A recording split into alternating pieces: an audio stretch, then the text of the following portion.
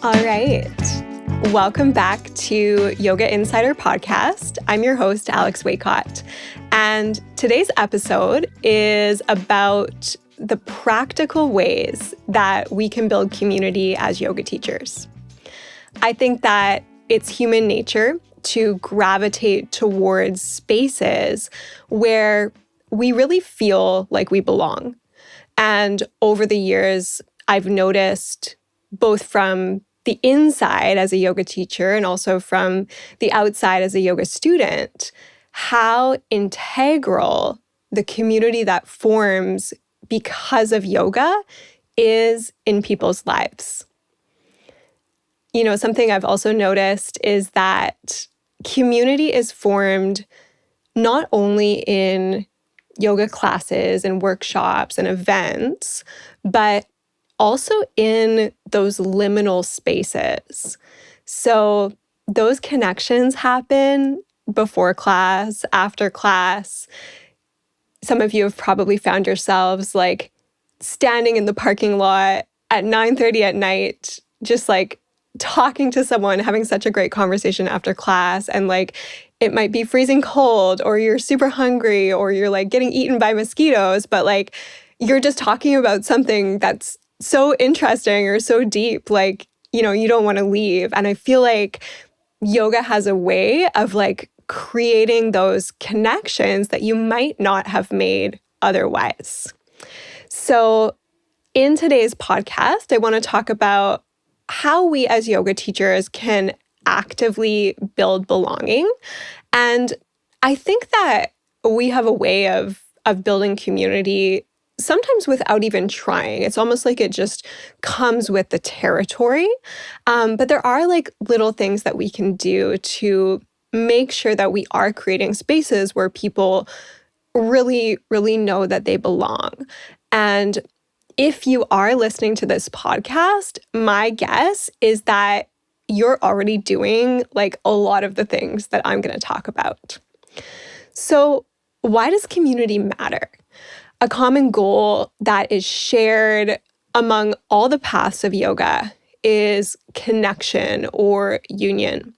So connection between who you think you are and who you really are, like the little s self and the big S self, connection to others, connection to your environment, to the divine, to the God of your own understanding, to something bigger than yourself. Like there's always some form of connection there, and that is a common thread, regardless of the path of yoga, regardless of the lineage that you come from or the school of thought that you come from.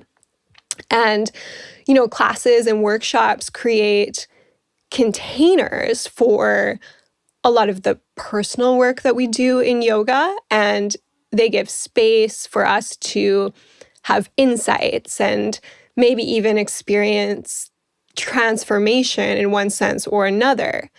But I find that it's really the space kind of like around the classes where bonds and connections and that real sense of community can begin to form.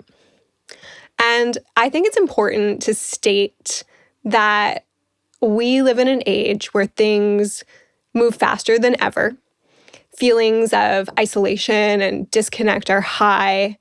People, you know, are feeling lonely. They're experiencing digital fatigue. Maybe you live in like a really big city where people are kind of coming and going, and it's hard to find a place where it feels like you fit in, you know?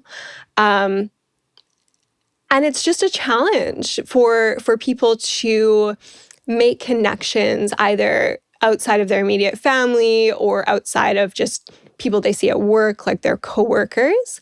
And again, I feel like, you know, the spaces that we create as yoga teachers are a really, really powerful place and a really meaningful place for people to be able to connect with others. I also think that, you know, as yoga teachers, like we need to give ourselves more credit for the role that we play in society, because whether you realize it or not, you are a connector, you are a community builder, and you play a really important role in almost like bridging, the modern world and like the unseen and bringing everything together, right? We're kind of like modern mystics, if you will. And if you think about all of your favorite yoga experiences that you've ever had, or just things that really stand out to you, I would ask yourself, like, was it the class or the teacher, or was there also something that came from sharing your experience with other people? Like, maybe you didn't even know the people that well, but was there something that you just felt from like practicing with other people and being in community with other people?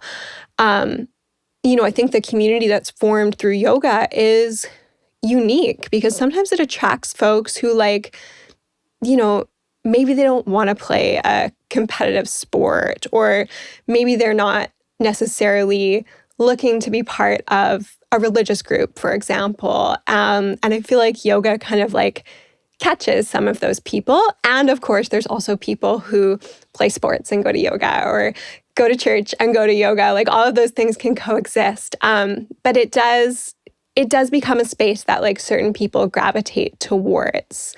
So as yoga teachers, like, what are those like extra little things that we can do to help facilitate belonging? And I think that there are some really simple, like small things that we can remind ourselves of to really help community feel alive in our spaces. And the first thing that comes to mind is simply the way that we relate to and interact with our students. And this can be so simple, like as simple as making a point to remember people's names, use people's names, and like remember details about people.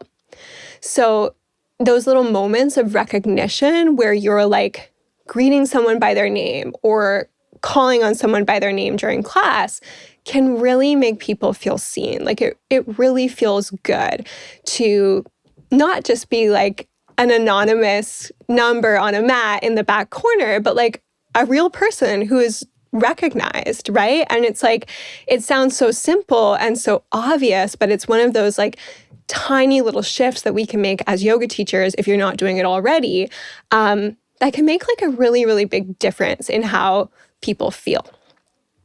One of our listeners of Yoga Insider podcast actually left a comment on YouTube the other day, and it was relating to a previous episode, but she was saying that she makes a point to actually write down like little notes and little details about people, because I guess she teaches in a bunch of different places and maybe can't always remember everything.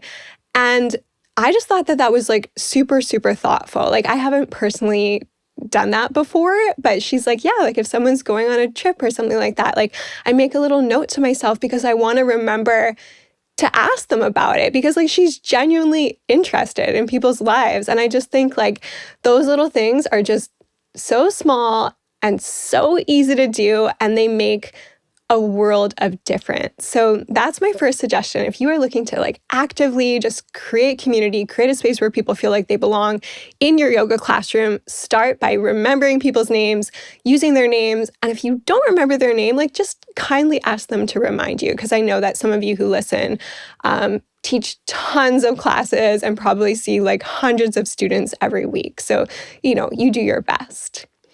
Another thing that I think makes like a huge difference in terms of facilitating conversation and like creating space where people want to chat to each other in class is the way that you set up your yoga space. So the way that you position yourself in the room, and also the way that you set up the mats. And this one is really interesting. I'd love to know like more about the psychology of this. If there's any like psychology experts who listen, please chime in and let me know kind of like the science behind this. But back in the day, when I first started teaching in the space that I primarily use for my yoga classes now, it's kind of like this long rectangular room. I would set up with myself and my mat on one end of the room, and then everybody would face towards me. So all the students in the class were facing in the same direction, and there was a distinct front of the room and back of the room. And I don't know if you've ever had classes like this, but like there would always be so much awkward silence at the beginning of class, and everyone would just like sit on their mats, not talk to each other, and just like stare at me. And I'd be like, so like, what do you want to talk about today? And it was just like, I don't know, it was just awkward. And I realized at one point, like, okay, the setup of this room is not working for me. I need to try something else. So I changed the setup. I put myself more in like the middle of the room or towards one wall.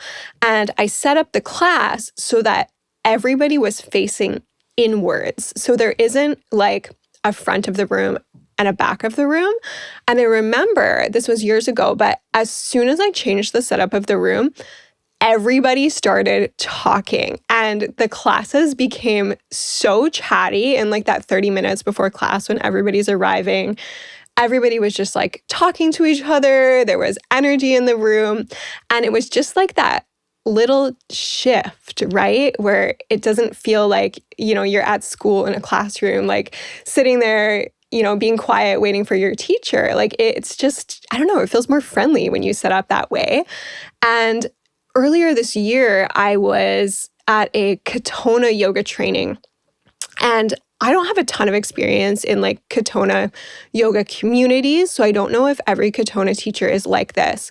But the woman who was running the training, Abby Galvin, was like super adamant that we set up the room basically in like a big circle where our mats were lined up around the periphery of the room.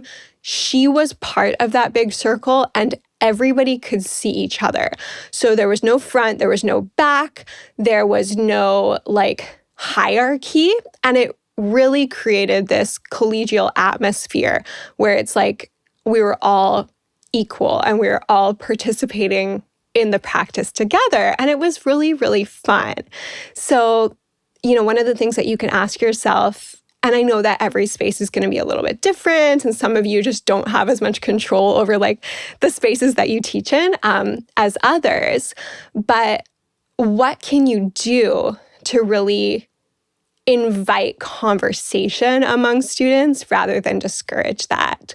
And another thing that goes along with this is like letting people talk before and after class. Like I don't personally believe in a silence policy unless it's like a silent retreat or something like that where people have explicitly signed up for silence. Like let people talk, let people come a little bit early, and like those are the liminal spaces. Those are the in-between spaces where we make connections. Another thing that I really like to do is facilitate introductions between students. So if you notice that there are people who have something in common and they don't already know each other, can you be the person to gently bring that up? So, for example, like sometimes somebody will come up to me and they'll be like, hey, I'm really interested in, you know, taking yoga teacher training. And I might be like, oh, like so-and-so over there in class, they took yoga teacher training. You should chat with them and like, you know, find out about their experience. Or somebody says they're, you know, going on a trip somewhere. And I can be like, oh, that person just got back from a trip to that place. Why don't you chat with them? Like just gently kind of bringing those kinds of things up if you're aware of them, so that if people are looking to make connections or chat, like that introduction has been made. And I also find that like if there are new students coming to class for the first time, I might even do something similar where like if I know that I'm having someone coming in for the first time, first of all, it can be so intimidating to walk into a yoga space that you've never been to. You know, it seems like everybody knows each other and you're like the odd one out. And sometimes I'll choose someone who like I know is friendly and like open to meeting new people. And if they're there before the new student, I'll literally say, hey, I've got someone new coming tonight. do you mind if I set up their mat next to you and maybe you can just take a moment to like introduce yourself? And they're always like, yes, I would love to. And like, I put the new person specifically next to somebody so that they like just have that opportunity to chat if they want to. And hopefully they feel more welcome in the space. And again, I know that some of these things seem super obvious, but they can really like make or break the experience for some of your students. Little things like the way that you use language as well.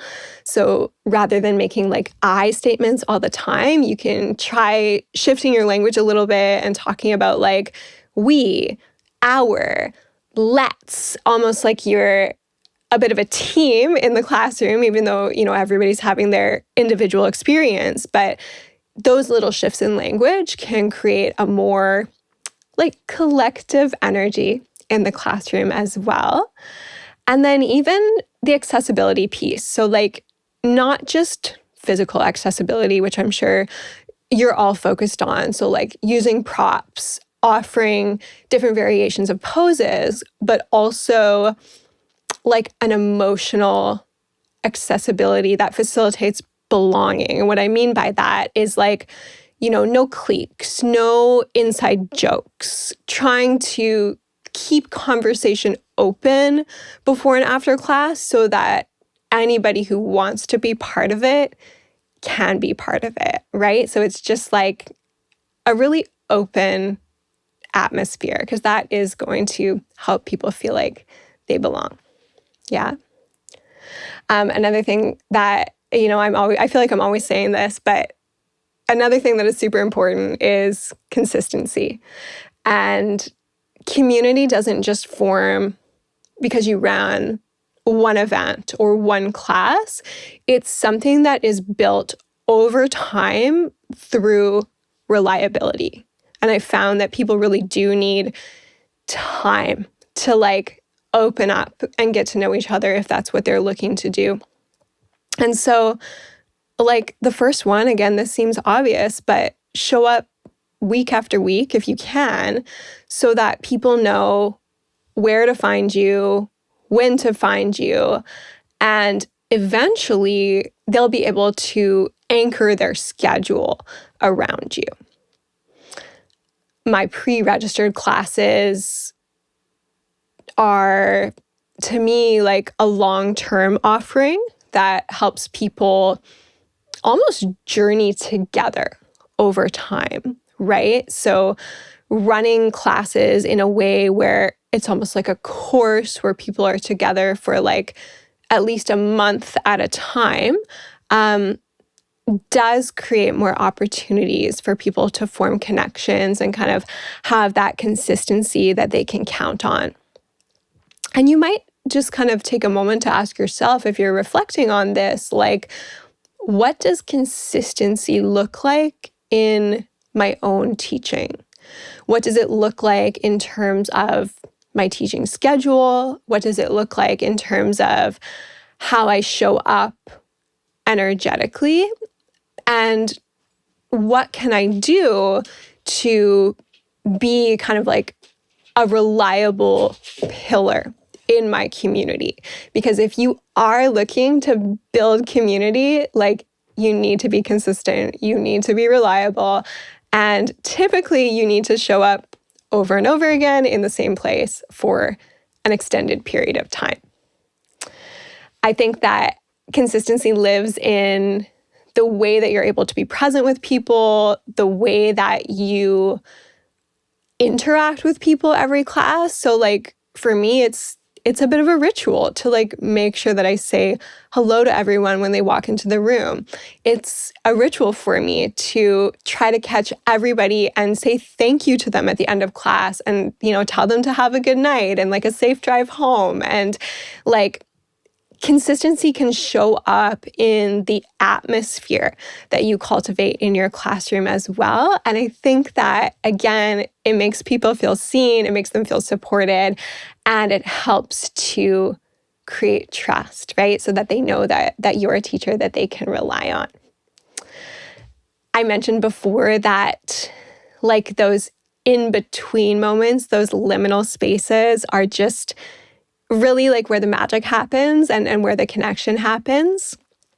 And if you can, and I know that you don't always have full control over your schedule, especially if you're working at someone else's business, but if you can, I highly recommend building in a little bit of buffer time, like before and after your classes.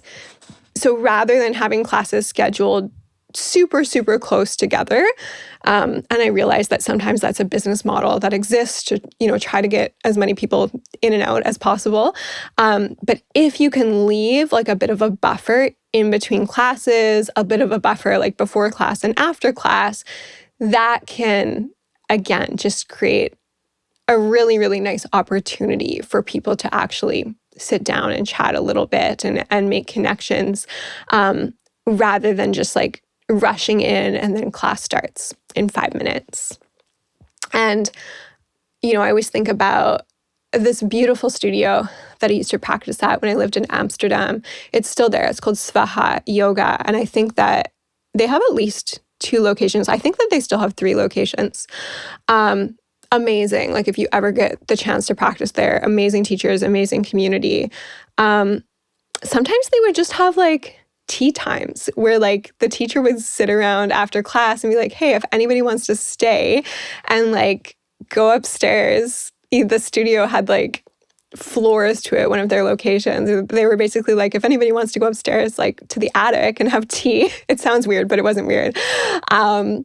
Like you can come join. And I just remember that like, oh, that's such a sweet offering, right? And like, maybe you do teach in a way where you are able to like stick around a little while and like serve tea after class. But like, again, those little things are huge for creating community. I also think that, aside from those in-between spaces, those like before class, after class, parking lot chats, that we can extend a sense of belonging that kind of travels off the mat into the digital space as well. So one of the ways that I love to like nurture my community is through my email newsletter.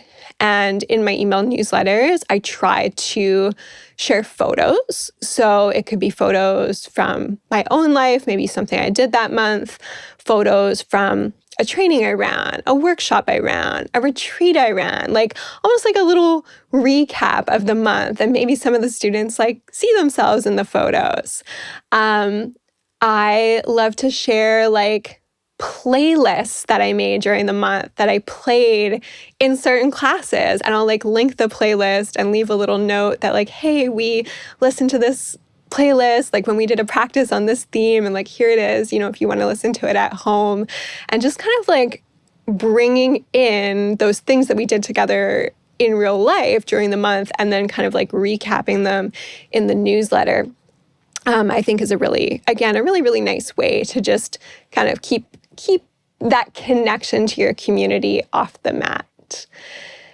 And, these are all like such simple little reminders. And I think that like for most yoga teachers, that community aspect is really important, but there can also be some like challenges that come with the territory. And one of them is just the reality that not every student wants deep connection. Not every student wants to make friends, right? Like some people are just coming to yoga class because they want to unwind, they want to process something. Maybe they work a really stressful job and they need yoga class to be their in-between space so they don't like freak out at their family when they go home. And that is totally okay. So as yoga teachers, like in our effort to create community, you really want to respect like the students who are there just for themselves, and not overwhelm them by being like overly enthusiastic about like, hey, John, I really, really want you to meet Sally because Sally likes horses and so do you. Like maybe John doesn't want to make a friend. And like, that's totally okay. And, a question that you can ask yourself as you're maybe reflecting on this is like, what kind of community do I want to foster by being a yoga teacher? Like, is it a long-term community that supports people through all of the changes and phases of life? Is it a more social community? Is it a spiritual community? Like, what are you trying to create? And also, are you building a community that you would personally want to be part of? Because I think that those kinds of questions can give you a lot of direction kind of moving forward if this is something that you're thinking about. And when it comes to, again, creating spaces for people, holding space for people, building community, there is a fine line that we have to walk as teachers as well between being personable and being friendly and, encouraging connections, but not overextending ourselves. And for me, that means just holding on to practical boundaries, especially when it comes to my availability. So I do things like, mute group chats if it's not like a training that I'm actively working with. I don't reply to DMs or messages or emails late at night. I try not to hang around like too long after my class is finished, like, 30 minutes max, but I try not to hang out any longer. Just those little things so that you can, take care of your own energy and have like a line between your professional life and your personal life. Because I think that sometimes in an effort to build community, we can almost go like above and beyond and risk like overextending ourselves or even like over-involving ourselves in the connections that take place between other people. And I think it's a good reminder that community can exist without us as the teachers always having to be at the center of it. So yes, we are the connectors. Yes, we are often, the bridge between people, but there comes a point when it's also okay for us to just kind of step back and like let things happen on their own. And just for example, like, some ladies from one of my yoga classes have, gotten to know each other over the years and like they organize to go paddleboarding sometimes. And like, that doesn't involve me. Like, I don't go paddleboarding with them. That's their thing. And so if students are becoming friends and they're going for coffee or, doing things on their own, like, you don't have to be there for that, right? And that's a great sign of like a healthy community that is thriving when people are able to make these genuine connections that sometimes even evolve into friendships. I also want to encourage you to see some of like, those very small, like trivial challenges that come with community and building community as just a normal part of teaching. So you will probably always have like quieter students who don't want to engage in group conversation. Totally okay. You may encounter, people forming like their own cliques or people who just don't resonate with what you're offering and they drop out of your class or drop out of your training or whatever. Like, I think that is just a natural part of what we do, right? And a natural part of group dynamics where some people, really find their place and feel like they belong. And for other people, it's just maybe not the right fit. And I think what matters is that we continue to do our best as yoga teachers to hold space with warmth and with integrity. So, just a short and sweet episode for you today. Let me know what you think. I really want to say thank you to everybody who's been taking the time to listen to the podcast so far. We have listeners on 3 continents. So Yoga Insider is global. We are international. And I'm just so thankful that you're taking the time to listen, that you're taking the time to engage with the podcast, that, you've been leaving reviews for the podcast. It means so much to me. So if you enjoyed this episode, definitely make sure that you rate the podcast so that more yoga teachers around the world can find it. Thank you so much for being here. I'll catch you next time.